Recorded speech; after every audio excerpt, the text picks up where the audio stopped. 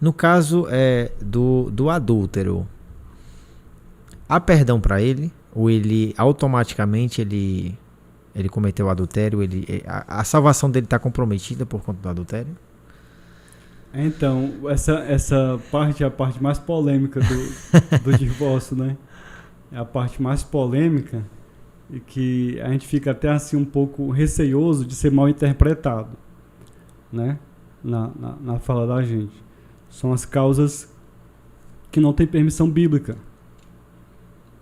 Por exemplo, nós falamos as que têm permissão bíblica para o divórcio, a infidelidade conjugal e a deserção, que é o abandono por parte do descrente. Uhum. E nós falamos a interpretação de 1 Coríntios 7,15 sobre a questão do abuso físico, em tais casos, que a servidão e tal, que um teólogo americano interpretou dessa forma, que poderia abrir essa exceção, essa questão do abuso físico.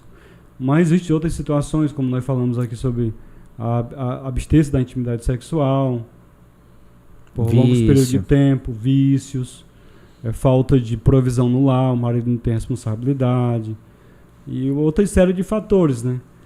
Então, o que eu posso dizer é que tudo tem que ser apreciado, avaliado, mas que essas não são causas bíblicas para que haja o divórcio. A questão dessas causas, o que eu recomendo, que eu acredito que eu já fui recomendado, né, segundo aquilo que eu já li, é que haja um aconselhamento, né? Se o casal está em crise, por exemplo, ele tem que buscar aconselhamento pastoral ou até psicológico, né? Um psicólogo, coisa para reatar aquele relacionamento. Uhum. Como nós falamos, o divórcio é a última instância, né? Agora, com relação ao adultério a salvação do que praticou o adultério. Praticou o adultério. Um casal evangélico, por exemplo, né? Isso. Aí um rapaz cometeu adultério, a mulher pediu o divórcio, não quis mais ele. Ou o contrário, né? Ou o contrário, né? Estou citando só um exemplo, uma hipótese. Uhum. Em primeiro lugar, nós devemos crer o quê?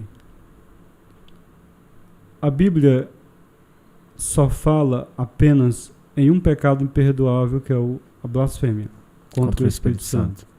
Apenas.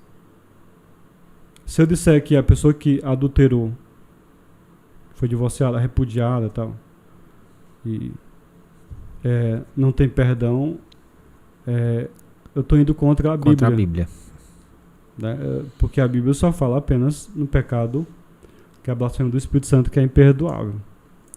Então, essa questão do adultério, comete adultério aquele que se casar com a repudiada, como diz a Bíblia, eu creio que se refere ao ato e não a uma situação contínua de adultério. Há uma situação contínua, que a pessoa vive em adultério continuamente.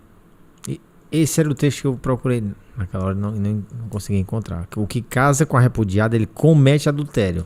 Está escrito em Mateus 5,32 e Mateus 19. Vamos ver essa parte do texto para a gente ficar mais... É Mateus 5,32? Mateus 5,32. É lá no Sermão do Monte, é isso? Isso. Acho que é 31 e 32 ou é 32 e 33. Vamos ver aqui, Mateus 5, 32. Vamos para o 31, para puxar um pouco o contexto, né? Qualquer que deixar sua mulher, lhe dê carta de desquite. Eu, porém, vos digo que qualquer que repudiar sua mulher, a não ser por causa de prostituição, faz que ela cometa adultério. E qualquer que casar com a repudiada, comete adultério. Justamente.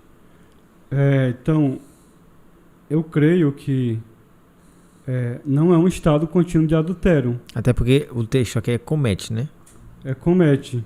É como se fosse um ato único. Aconteceu. Né? Mas não um ato contínuo, mas o próprio ato de casar novamente. O ato de casar novamente comete adultério. Uhum. Agora, vamos ver o quê? O segundo casamento não deixa de ser um casamento.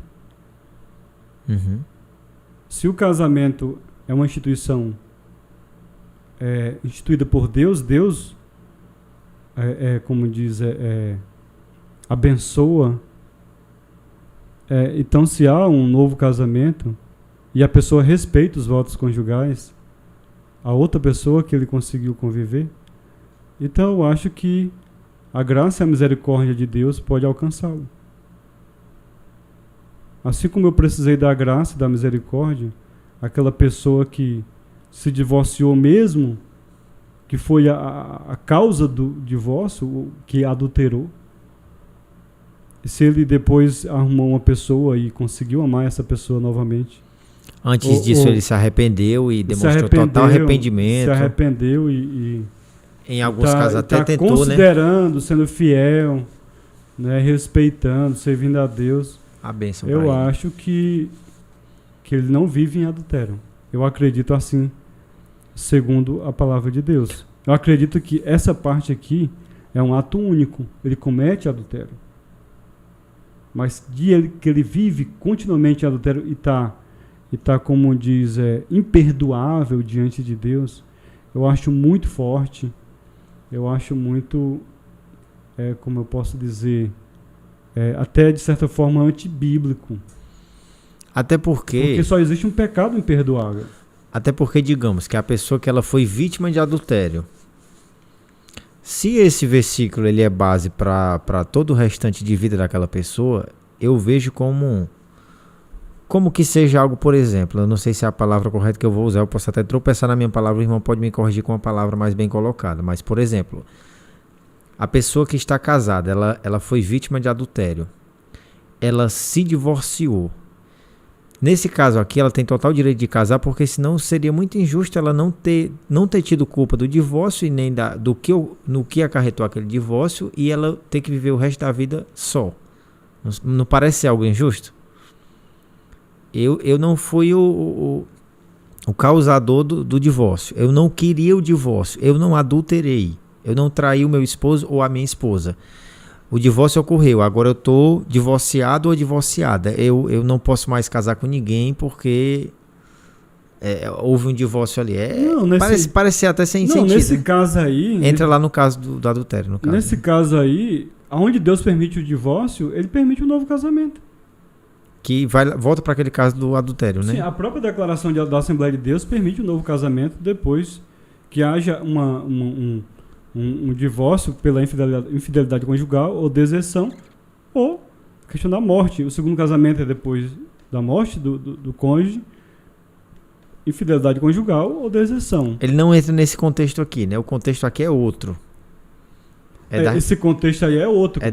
Entendi. É da repudiada. Repudiada. Ela casar e a pessoa que casar com ela não cometer adultério, não viver no adultério. Justamente. Então, eu acredito que é um ato único e não que a pessoa vai ver para sempre adultério. Até porque, irmão... Seria muito... Até porque se... Ilógico, né? Se fosse... Ilógico. Porque se fosse um pecado imperdoável, a Bíblia falaria sobre isso. Mas a Bíblia só fala na blasfêmia contra o Espírito Santo. Até porque tem casos em que a pessoa ela cometeu adultério, divorciou-se, cada um foi para o seu lado. Uma das partes ali constituiu uma nova família, iniciou um novo casamento, e de repente, antes disso, essa pessoa que cometeu adultério, ela tentou reatar, mas não conseguiu mais. A outra pessoa já estava iniciando outro relacionamento e não quis mais reatar aquele relacionamento que foi apartado ali, divorciado, né? Houve o divórcio. Então aquela pessoa, mesmo ela tendo sido o causador do divórcio, mesmo ela tendo sido a pessoa que adulterou dentro daquele contexto, daquele casamento, há perdão para ela, porque ela se arrependeu, ela tentou reatar e não deu certo mais, mas há um perdão para ela, né? Ela se arrependeu, ela tentou, ela voltou. Justamente. Mas não deu mais.